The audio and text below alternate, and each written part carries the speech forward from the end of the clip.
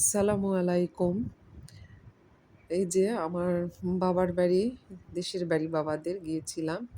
যে হাঁসগুলোর মাথায় কি সুন্দর লাল রাজহাঁসের মাথায় লাল রং দিয়েছে। যে বাচ্চারা কত সুন্দর খেলছে, এরকম দৌড়াদৌড়ি একদিন আমরাও করছি। এটা আমাদের গ্রাম ছিল।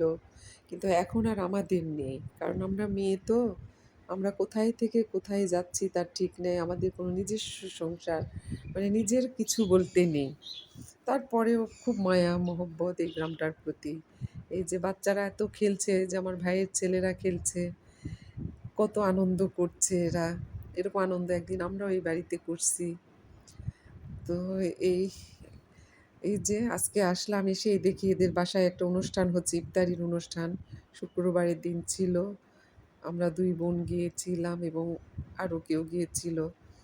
তো যে ইফতারি না করে আর আসতে দিল না, আমরা ইফতারি করেই আসলাম।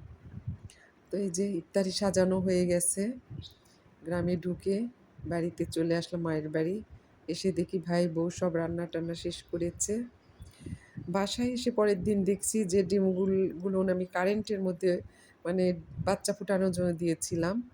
একটা ডিমও মনে হয় মোড়ক পায় নাই।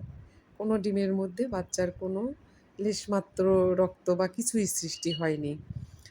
তো ডিমগুলো পরে আমি ফাটিয়ে দেখলাম যে ডিমগুলোর মধ্যে কুসুম হলুদই আছে, কোনো রক্ত হয়নি, কিচ্ছু হয়নি। সাদা অংশটা কারেন্টের হিটে পুড়ে মানে একটু শক্ত হয়ে গেছে।